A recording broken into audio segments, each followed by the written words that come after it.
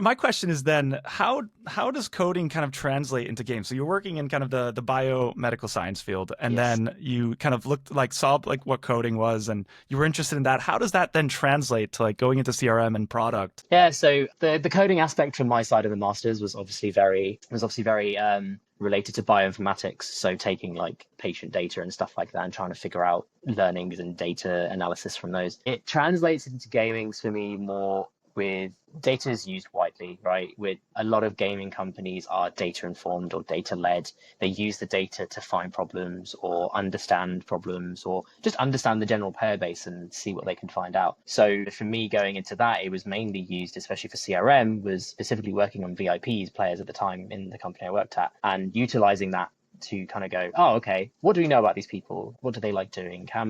What's their coin balances? What's their progression throughout different things? Utilizing that was interesting at first because it was literally kind of building up a picture of player profiles and building up what our VIPs are. Do we have different types of VIPs, etc. And what Uh, are VIPs? Just for anyone who doesn't yeah, know, I know so very I important mean, person, but yeah, yeah. yeah, that's the general definition. I won't delve too much in details of like what they are because obviously if any VIPs are watching, they might know. But then essentially it was tied to high spending players. So there were different tiers of high spending players, and whichever tier you fit into, depending on what the criteria was at the time, you'd either be like I think it was VIP, deluxe, or elite, and that was what you'd then get fit into. Got it. Got it. Yeah, I worked in mobile game development for a short period before joining my current role. And yeah, there's like whales, minnows, dolphins. Like there are lots of different Yeah, ways of classifying these there VIPs, I guess.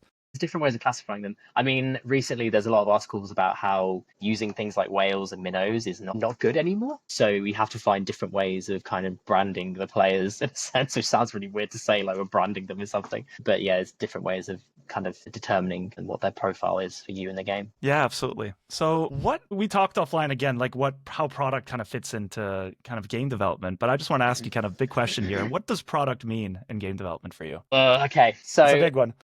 it's a big one. It's quite a mysterious concept because every time I talk to people about like, oh hey, what do you do? And they're like, oh, I work in games. And they're like, oh, you must be a game developer. I'm like, oh, actually, no, I'm a product manager. And they're like, oh, what does that do? And then I have to sit there for about a good couple of minutes and go, what the fuck do I actually do? I don't know. No, I'm joking. But like, it's a mysterious role. People often contribute it to kind of like evil monetization side of trying to grab Uh, money from everything. I mean, like in the past, I see that like maybe like 5, 10 years ago, but I think things are changing right now and it's going in a different direction. It's definitely shape shifting in a different way. I kind of like to think of it as a bridge between creativity and business goals essentially. Take like creativity and reality, and like we take these big ideas that we have in games and go, okay, what player needs does that meet? What business goals does that meet? And then we kind of flip it around and put it into a direction and go, okay, this is the way we need to go. In game development specifically, I think it for PMs for products specifically, it's like crafting experiences that feel fun, and that's a big thing to say. But we also need to connect a lot of dots between things. So sure, like player experiences are the biggest thing that we think of, but we need to connect that between data, the design, the business goals, the general team vibe, I suppose, as well, of like, hey, we want to work on this or not. So, we're kind of like the architects of everything. We have lots of hands in different pots. And it is obviously working with the business to make something, well, kind of solving the logistical problems or the business value needs that we need to solve, but it's also having fun and kind of creating fun experiences for players. And I think that's where it's kind of going to at the moment. We need to think about things like the player psychology, economy, even just like how the narrative works in mobile games specifically. Like that is part of our role. But then obviously the flip side is the business side. So, monetization, retention, ads, all that sort of stuff. So I think overall, I'm going to kind of use an analogy and say that we're kind of like therapists. You know how the therapists always go to you, say something to them and go like, well, how does that make you feel? PMs are like, okay, cool. How does that work for us? What does that feel like for day 7 of a player? And how do we keep it working? So we just ask the questions, building on those questions and kind of getting people more to those answers that we want to see. and I feel like this kind of blends into UX a bit, right? Because like a lot of product, I when I got into product, I started as a UX designer because I saw it as kind of the way I looked at product management was you have a triangle, development at the top, here, development, business or C-suite, and then you have, of course, the kind of product side of it or design. And so I thought when I wanted to get into product, I'll start first in UX and kind of get an understanding of the customer and the empathy, and then work my way into product that way. Where does UX kind of fit in that spider web you just kind of crafted in terms of what a PM does? UX is a big thing, right? Like without the user experience being good or the user UX flows of a feature, for example, being really good, there's no way in hope that people are going to engage with a feature like that. So, in for me specifically, like we have UX designers who we work with constantly who we go to them and go, hey, I've got this really cool idea. I want to try and do this. This is all the business goals, etc. Let's forget about that part. How do we make this work for our players? And it's then just using and utilizing their knowledge to go, okay, well, from previous experience or player experience or just understanding our players, this is the best way that we can get around to doing things. And like it connects to product a lot because they're literally the architect of the feature you kind of come up with or you want to come up with. So by them coming up with these player flows and going, okay, this is what the Fatui, the first time user experience tutorial needs to be for this thing, and kind of helping me shape that and understand like, okay, this is how this feature will then work, and then this will happen next, and this will happen next, is a fundamental part of the kind of development process of a feature or whatever it is you're going to be working on. But yeah, it's like I said, it's a fundamental. It just needs to be there. So adding to that, I imagine when I worked in mobile games, we did a lot of A/B testing, like basically essential to understand kind of what works, what metrics are you looking at? Are you looking at retention? Are you looking at day one, day two? How does A/B testing kind of, for the audience who maybe thinks,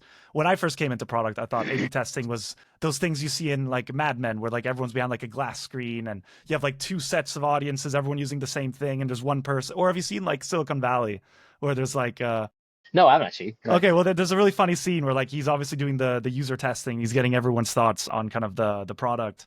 But anyway, I always saw it as like this very manually intensive thing. But how does A/B testing work in kind of mobile games or in your area? Yeah, I mean, A/B testing to the player specifically. Let's look from the player point of view, right? When we're A/B testing things, players are smart. They clock on. They know that if they're in a community and they're talking, someone's like, hey, I've got this cool new thing. And this person's like, well, I don't have it. That's rude. What's going on?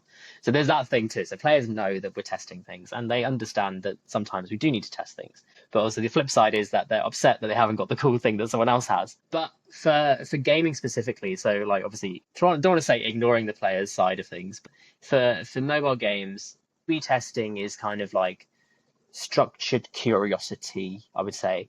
It's asking our players when we're putting something in the game, which experience do you like best? And like that is important because we can't just rely on guesswork and go, I want to build this cool feature, I'm just going to put it live in the game and it's going to work.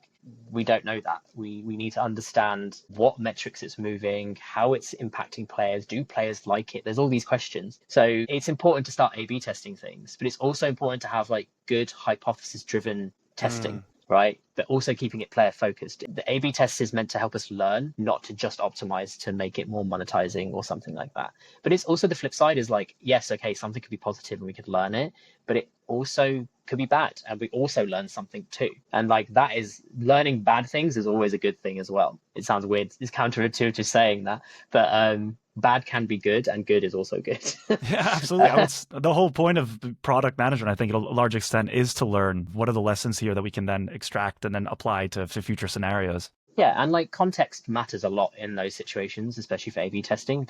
The test itself should not inform the decision. If say something is really positive in terms of monetization, but players hate it, or like the socials are going crazy with people just saying, oh, I really don't like this and blah, blah, blah. That just because one aspect of it is saying, yes, we should go live with this doesn't mean we should ignore the other aspect. And that's a big thing I think we need to also understand about A/B testing in the industry is like, it doesn't always have to be one thing you focus on, which is just the money or, a core metric that you're trying to improve. It's also like, it's all coming back to player experience. Like if your players don't like it and they're saying they don't like it and you put it live anyway, that just seems really silly to me. Yeah, no, absolutely. So I guess at the end of the day, if you want to have a successful game, it goes without saying, it has to be fun. And for it to be fun, for sure.